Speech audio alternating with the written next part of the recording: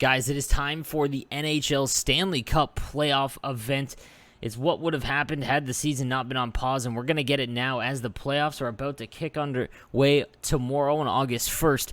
And I got to go through all the things for you on this event. If you weren't playing last year, it's going to be a little confusing for you, so I want to break it down super simple so that you guys can all understand and make kind of your educated decisions, because this is one of the most fun events. It really, you get to work the market, you get to try and take risks, you get to shoot your shot and bet on who you think is going to win. So here is just a quick roundup, okay? So there is, I'm going to show you on the screen right here. We'll get into the master sets in a second. So you'll see 24 cards that are 90 overall, and there was a player for every team that's represented in the playoffs, okay? That includes the play-in rounds and the 4 teams on each conference that are automatically into the first round, okay? For every win that they get in the first round of the playoffs, okay, they will get a boost of +2. So meaning that the 90s, if they win their series, they will eventually move up to a 98.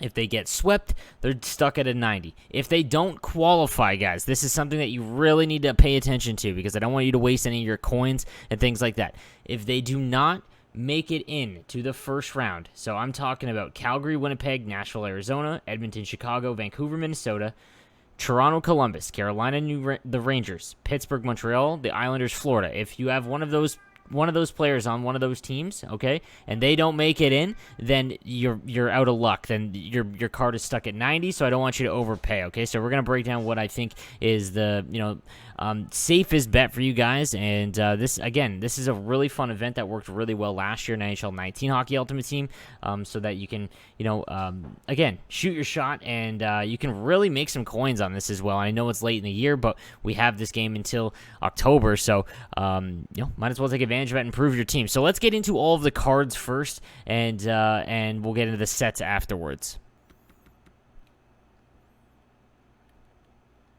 The one other thing I do want to mention, okay, is you can actually get a free card in this event. So if you go to the Round 1 Stanley Cup Challenges, you'll see it right here. Complete the Round 1 Stanley Cup Challenges and earn a choice 1 of 24 88 overall Stanley Cup items that will upgrade +2 for every win in the first round. So if we just click on that real quick, you go right here into the first event, okay? And then if you take a look at the Stanley Cup Challenges, I believe it's 4 in the New Jersey event, you'll see the choice 1 of 24 88 Stanley Cup overall player item. So again, you just they're 2 in appearance. You've got to do 4 full challenges. Once you do that, you'll get that choice overall card, and again, those will go up +2 for every win. So if you pick right and the player makes it onto the first round and then goes into and dominates in the in that first round, they move on to the second round, you're going to get a 96 overall card for free. So let's get into how that's going to work and what those cards look like. 88 overall, Chris Wagner. Again, these are the cards that you can choose from that free choice pack if you do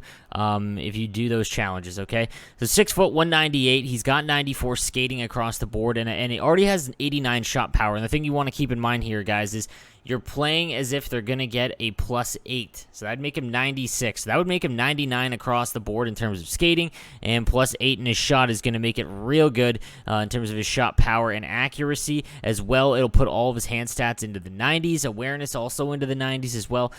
He's only got 81 on the draw, so he's going to be a winger card, and that means he's going to be a right-handed winger card. All of the synergies are great: Ford SP, XFB, TN, so those are all awesome.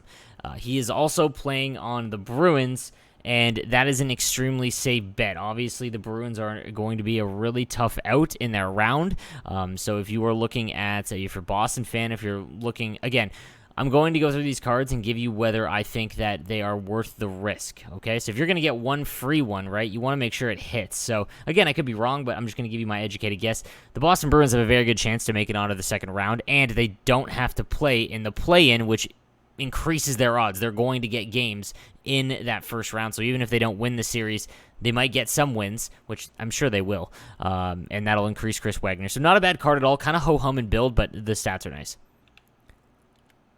Then we've got the 88 Andrew Kopp, 6'1", 206, a little bit better build there with 96 skating across the board, 88 shot power, 82 on the accuracy, and his hand stats all at 85. Already comes with 96 faceoffs, however. Again, this one is going to come with a little bit of risk. They have to play the Calgary Flames in the first round in the opening, the Stanley Cup qualifiers to get into the first round.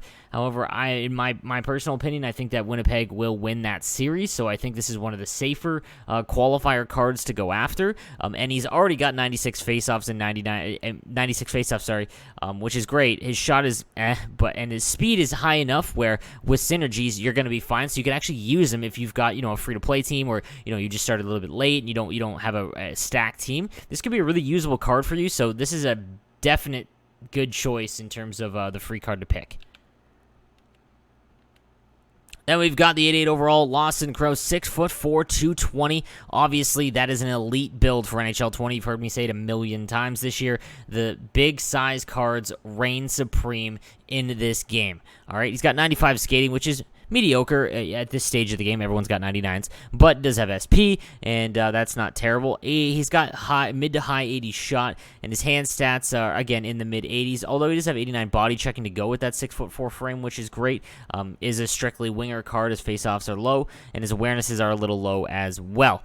Now, Arizona's got to play Nashville, and I think that this is a very weird series because I think that Arizona has a decent team and enough to take out Nashville. I think Nashville's offense is just a little weak, and we'll have to see. We don't even know who's going to start net for Nashville.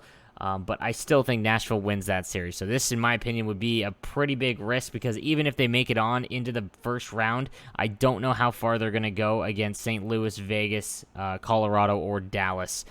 So this one would be an avoid. However, if you have an amazing team, or let's say you have a ton of master cards and you're just looking for a bottom six guy, this would be an awesome one to shoot your shot on, because if Arizona somehow wins the play-in and then wins the first round, you've got a high 90s 6'4", 220 left winger, which is dynamite.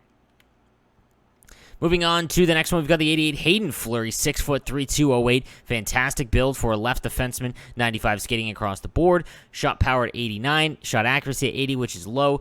Passing and puck control at 86 and 85. And then defensive awareness already at 87, which is nice to see. Now, Carolina is going to have to play the New York Rangers. I think it's weird. The Rangers, I think, have a decent chance at upsetting. They've got a pretty good team, very young, but I will say that Carolina's roster is super well-rounded, especially after the deadline, and they got Trocheck and whatnot. So I think that they are fairly safe to move on to that first round. I could be wrong. Again, Rangers fans on social media are the absolute worst, so I'm sure I'll hear about it in the comment section for picking Carolina. But regardless, Carolina in that second round, we're going to get into the round-robin players for the East, but I see that Philly, I don't believe in the hype of Philly. I think that they went on a great run and they had good momentum going into it. I think that no team got impacted more negatively by this long pause. You got to remember, all these teams haven't played in like 5 months. No one got impacted more than Philly. I don't really think their roster is all that high-end yet. I think they have a lot great going on in the future. But Carolina could match up with Philly in that first round, essentially, if they were to make it in. But if they were to take on the other three, not all that confident. But they could win a few. Again, this is a risk, but a 6'3" left-handed defenseman, he's usable right now. So again, if you have a pretty stacked team and you're looking for that third pairing defenseman to shoot your shot on, this is a lot like the Lawson Crows card. Then we've got the 88 overall Adam Gaudette, 6'1", 170. In my opinion, frame is just really, really small. I'm not a big fan of the slender cards. I know a lot of people don't realize that weight has a pretty big impact in the game. If you use Elias Pettersson, he does not play like a guy that's got great height at like 6'3". He plays a lot different. It's weird. He has off balance, and I find that the guys that are under like 190 or 180 really deal with that kind of negatively. 94 speed, though, across the board. Does have 4 to X, so that's good. With SP, obviously, I'll bump that up. Shot at 88 and 85, which is nice. Hand stats already at 85 as well. Not going to be able to use him at center regardless, even if they win that first round, because he would only go to an 88. Now let's take a look at Vancouver's odds here. Vancouver's going to play Minnesota in the first round. Minnesota is years away. I think that they are a team that shouldn't have been in the playoffs, in my opinion. I know they were 10th. There was actually teams behind them, but I'm just not a fan of Minnesota. They are the perpetual, this is where you go to end your career kind of free agent signings like the Oakland Raiders in the NFL. So I'm not a huge fan. I think that Vancouver actually wins this series, and fairly easy, I think. However, in the second round, again, I don't like any other matchups. St. Louis, Colorado, Vegas, Dallas, where the games are going to matter for this card, so I would avoid Adam Gaudette just based on build and risk. Then we've got the 8 overall Shane Gostisbehere, 5'11", 180.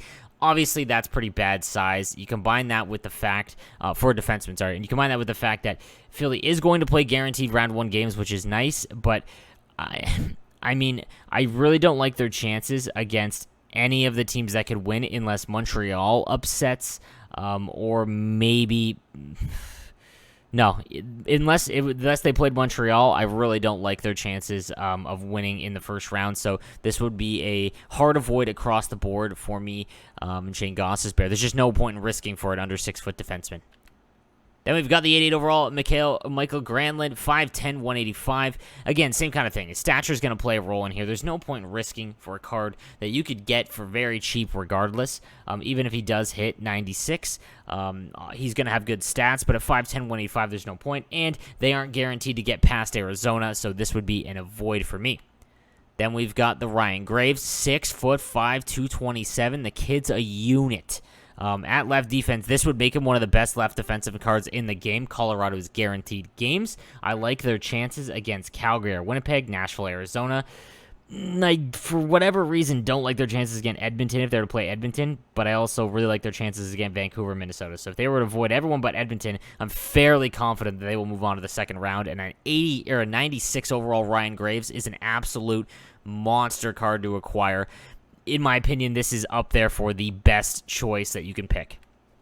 Then we've got the 88 overall Stephen Johns, 6'4", 221, basically the right-handed version of Graves. And again, great speed he starts with. The accuracy is rough, but again, Dallas's guaranteed playoff games. And looking at their potential matchups, Calgary, Winnipeg, Nashville, Arizona, Edmonton, Chicago, Vancouver, Minnesota again. The only one again would be Edmonton that I don't like their chances.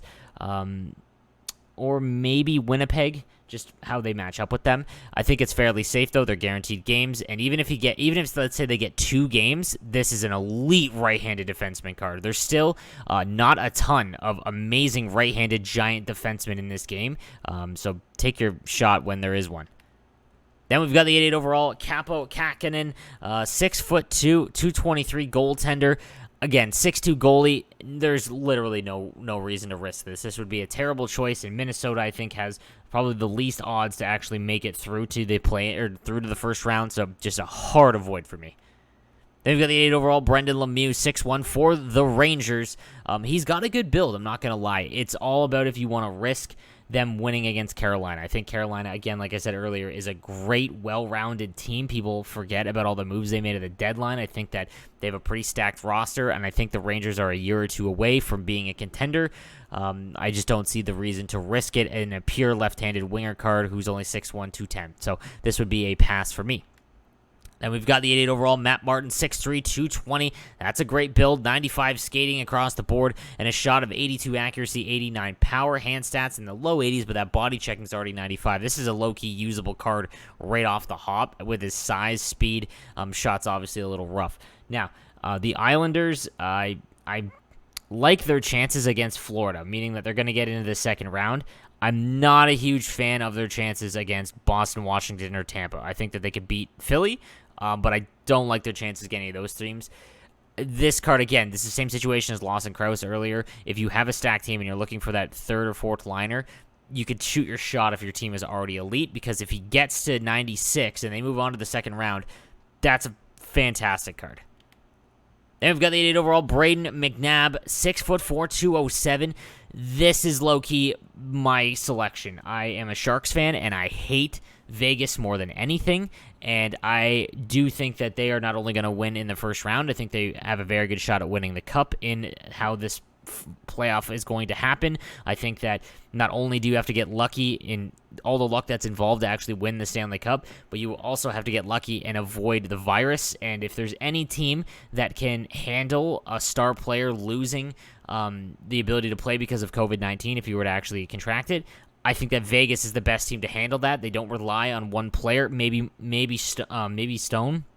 But outside of that, I don't think they rely on one player. They are a super well-built team, and I think that in the West, they are my favorite. I've seen them play playoff hockey, unfortunately, far too many times in the first 2 years of their existence, and yeah, they're just dominant in the playoffs. Also, Peter DeBoer, in his first year of being a new coach for a team, always makes the Cup final and then loses, so I don't know, use that with what you will. But 6'4", 207 at 96 overall is just absolutely dominant. Then we've got the 8 overall, Samuel Montembeault. Again, 6'3", a little bit better than Kakkonen, but no reason to risk it for a 6'3" goaltender, especially because they're not even guaranteed to play in the first round. And we've got the 88 overall, Richard Panik, 6'2", 202. And again, we've got 96 skating across the board. Nice high 80 shot. This is a good card just right off the bat. Again, the Capitals are guaranteed games. I like their chances against pretty much everyone except Carolina and Toronto. Again, we won't know who they play in the first round, but if they were to play, any of those other teams, I'm fairly confident they'll win. So I think that this is a very, very nice selection if you're looking for a left-handed winger. Then we've got the 88 overall, Derek Ryan, center, 5'11", 170, has 98 skating right off the hop, which is nice, and a high 80 shot, but it's his build, always going to hold him back. Does have 98 faceoffs, so if you're really struggling for someone with high faceoffs, that's okay. And you could use this card just based on his stats, but again, you're looking to try and hit a home run here. Carolina isn't guaranteed games. I kind of think that Winnipeg might actually win this series, so this would be a pass for me. Then we've got the 88 overall, Brandon Tanev, 6 foot, left winger, 94 skating. This is a very just ho-hum card. His build is just very mediocre, and I think there are far better options to take the risk on. Again, Pittsburgh's not guaranteed games. Crosby and Malkin looked very, very human in their first exhibition game against Philly. Although Montreal looked absolutely atrocious. I'm not saying that I think that Pittsburgh will win or will lose against Montreal, but there's a chance, so there's no reason to risk it for a 6 foot, 180, mediocre left winger. Then we've got the 8 overall, Robert Thomas, same kind of situation, 5'11", 187. Can get nice stats, though, so again, it's not like he's going to be a useless card, and he plays on a card that's got a very, very good chance to make it onto the second round, so this is another safe pick. If you were trying to be extremely safe, again, the McNabb and Robert Thomas are probably the ones that are safest, but again, that's all up to you. I don't know if I would risk it for someone under 6 foot. Moving on to Alex Chiasson, 6'4", 208, great build. The problem is he doesn't have that good of skating. He needs wins, but his build is damn near perfect for the right wing. Like he would be up there with Ovechkin cards and Kovalchuk if they were to win the first round. Again, they're not guaranteed to get past Chicago. I think they will, but if there's one team in the first round in that play-in bracket that's battle-tested and knows how to win in the playoffs, it's Chicago. And Edmonton has literally not proven it at all, but I think that McDavid and Draisaitl are just on another level, so I think that they will get into the first round, and if they do, the only matchup I don't like for them is Colorado-St. Louis. Colorado and Vegas. I think they'd be okay against St. Louis. No, to be honest, I think they'd only be okay against Dallas. So, again, this is a risk, but again, for people that are in the position where they can risk this because it's a free card, my goodness, if he got a 96, that'd be nuts. Then we've got the 90 overall, Nick Jensen. Oops.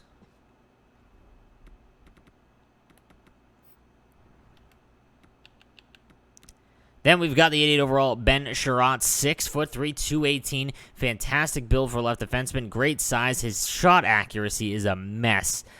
There is better left defensemen to choose. And again, Montreal, I really don't think that they're making it in. So this would be a hard avoid. Then we've got the 88 overall, Eric Chernak, 6'4", 225.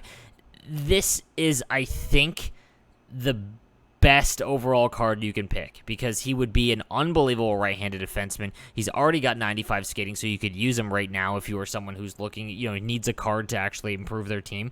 And he's on Tampa, who is one of the top 3 best odds to move on out of the first round. I know Columbus memes aside, this is the defenseman I think I would take, him or McNabb.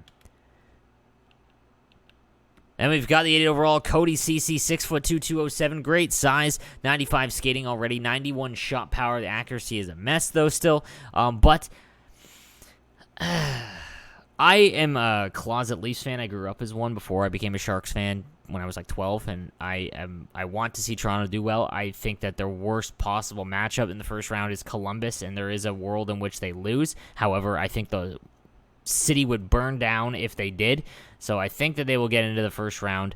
However, I don't like their chances against Boston or Tampa. Washington and Philly, I think they could do more than enough, but he isn't a bad card. So if you have faith in Toronto, you're safe picking him. Then we've got the 8 overall Adam Bachfest, 6 foot, 98 skating right off the hop, 92 shot power, and 84 accuracy, which means he is going to be fantastic if Chicago can get into that first round and make it on to the second. I don't like their chances against Edmonton, and then if they do get into that, I don't like their chances against even Dallas. I don't like it, so this would be an avoid for me, but if you do hit on it, that's going to be a very, very good card. And we've got the 88 overall Josh Anderson, 6'3", 221, fantastic build, 93 speed and skating across the board, mid-80s shot, mid-80s hand stats. A very, very good card, but again, not guaranteed to get into the first round. I think Toronto wins this. Is a nice risk. So same situation. If you're looking for a third or fourth liner, you don't want to spend the coins, you want to just take a shot with one of these, Josh Anderson's not a bad card. All right, so now onto the cards that are just in packs and whatnot in this event. They follow the same thing if they do. So if Vegas and the Alex Tuck improve and they win in the first round, you're looking golden. This is a great card. Alex Tuck, 6'4", 223 or 222, amazing stats, 94 skating, high 80 shot. And again, I think that Vegas has some of the best odds to win their first round, meaning that he's got max skating, close to max shot. Hand stats are going to be in the mid 90s. This is a great buy if you can get it. Then we've got the 90 overall, Brady Shea, 6'3", 99 skating across the board, 90 shot power, 80 accuracy. Again, you're risking it because they have to play the Rangers, but I think it's safe enough. I think the Rangers still a year away, but at your own will. If you're going to spend coins, be careful. And we've got the 90 overall, Zach Sanford, 6'4", amazing build, and at 96 skating already with a good shot as well. Again, I think that St. Louis is pretty safe to move on to the second round, so this would be a good buy and a good target for me. I think I'd rather have Tuck, but Sanford's a great choice as well. Then we've got the 90 overall, Brandon Saad, 6'1", 206. Already got 99 skating and 90 shot power. Again, I like the builds that they're giving these cards because they are usable even if they don't, win anything. I don't like his chances to get in past Edmonton, so this would be an avoid. And we've got the 90 overall, Jack Razlovic. I always get hounded for how I pronounce his name. Regardless, 6'1", 187, decent size, 99 skating, and a little bit better accuracy at 84. But The Calgary-Winnipeg series is a super big toss-up, so I find this one to be a pretty heavy risk. Then we've got the 90 overall, Jamie Alexiak. Okay, if you can get this card, even if he gets 1 or 2 wins, you win this event. A 6'7" behemoth on the left side to go with Chara or Hedman, this is the card for NHL 20. So if he gets, 2 wins, his speed is up to 98. You're in business. His accuracy will be over 80, and his shot power will be close to 99. This is it. Target this card if you can. They're guaranteed to get chances at wins. So yikes. Then we've got the 90 overall Jared McCann, 6'1", 185. Already got max speed. Shot's pretty nice for the 90 overall cards. But again, not guaranteed games. I think they're pretty safe to beat Montreal, so I think that they will get into the first round. But again, not guaranteed games, and he's only a 6'1", 185 center with only 88 faceoffs, so you can't really use him if he doesn't win games. Then we've got the 90 overall Michael Matheson, 6'2", 192. Good size, 99 skating across the board. They all essentially have the same stats, guys. So 6'2", 192 is a great build. They do have to face the Islanders. I think that series is kind of a toss-up as well, and I don't like their odds against anyone except for Philly if they get into that first round. So, again, if you need a card and you need one now that is going to be usable, this is a very, very usable card. Then we've got the 90 overall Asker Lindblom, 6'1", 192. Doesn't have 99 skating, but will get shots at wins automatically because he is on Philly. I don't like their chances, however, so this one would be an avoid for me among the playoff teams that have already qualified for round 1. Then we've got Arturi Lehkonen, 6', 183, 99 skating, high 80 shot accuracy, so his shot is nice already, but I don't think they're going to beat Pittsburgh, so I would avoid. Then we've got the 90 overall Jonas Corposalo, 6'3" goaltender. Again, there's no point risking it at all. Then the 90 Alex Killorn, 6'1". I think that there are far better options, but this is a super safe card to grab. But he's going to be a winger for you, obviously, with only 77 faceoffs. So a 6'1", 196 winger is just kind of ho-hum. But I think it's very safe and a good card to target. Then we've got the 90 overall Zach Kassian, 6'3", 209 with 96 speed already. This is one of the best cards from the play-in round. If Edmonton does get on, you are looking nice with the Zach Kassian card for sure. Then we've got the 6', 194 Nick Jensen from the Capitals, already 99 speed basically, 90 shot power, and they are automatically going to play. I like their chances against everyone except Toronto, so again, a pretty safe play here.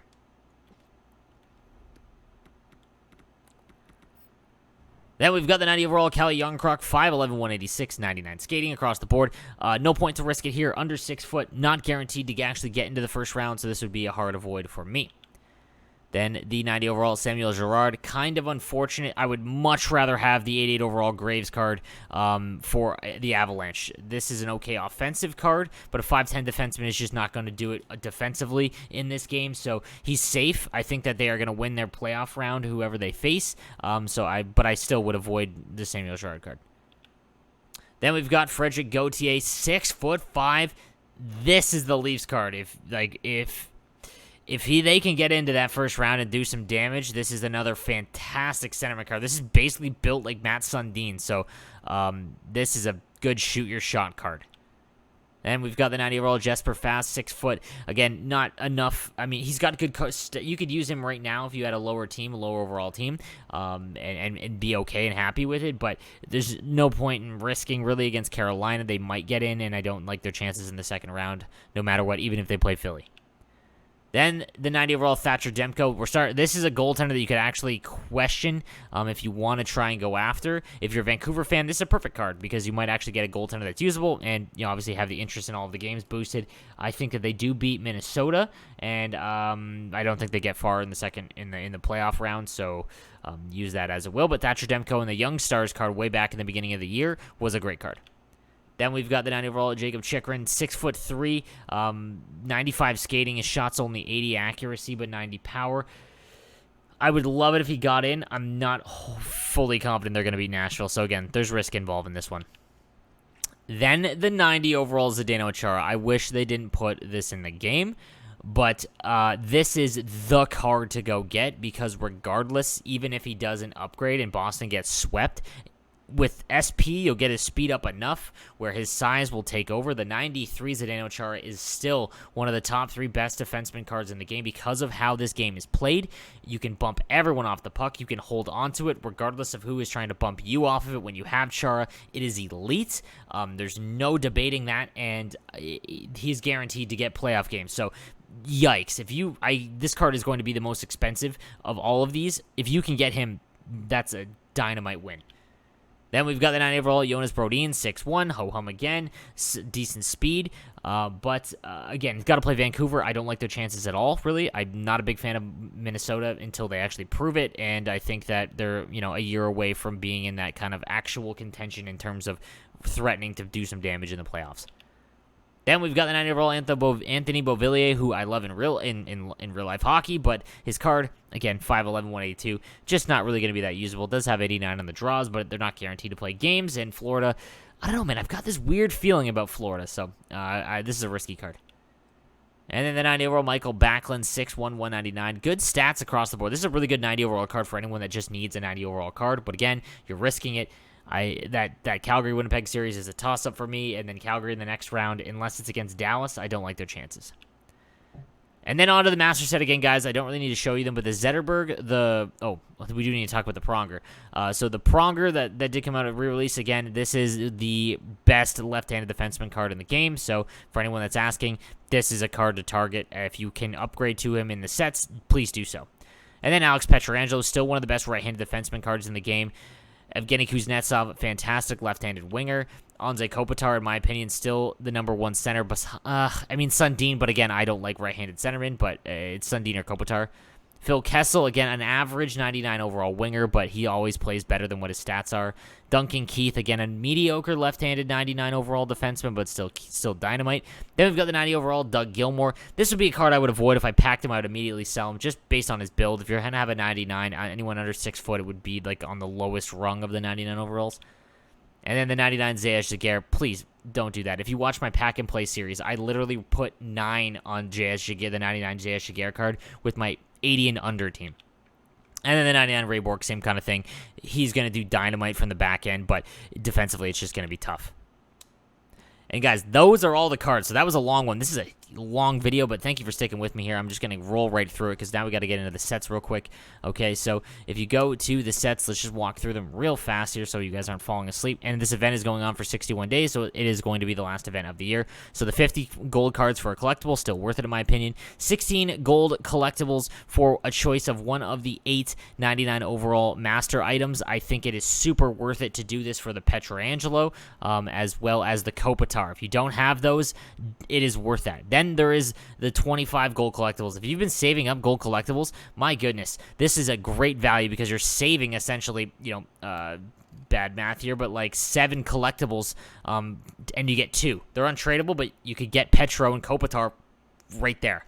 Then we've got the 15 gold collectibles for your choice of one of 3 Stanley Cup items in round 1. Don't do this because if you get 3, if you get the Montreal, the Rangers, and the Minnesota guys, that's a huge waste. Then we've got the 99 Gilmour upgrade. If you have a Gilmour that's untradeable, then I guess it's doable. But for 9 gold collectibles, that would be an avoid for me. I would rather not avoid the card entirely. 99 overall Pronger. If you have the 96, go do this. Unbelievable card, the best left-handed defenseman in the game. And then the 5 collectible choice packs. If you get 5 collectibles here by doing the weekday challenges, you'll get a pack. Okay, guys, that was a lot. I hope you are not confused. If you have any questions, please let me know in the comments section down below. This event is one of my favorites. It's fantastic. It adds even more intensity to watching playoffs, and I'm so stoked we have hockey back. All right, guys, thank you for watching the video. If you watched it all the way through, please subscribe. My goodness, please subscribe. Daily NHL content. I'll be covering all of the cards and whatnot throughout this entire event. Have a good one, guys.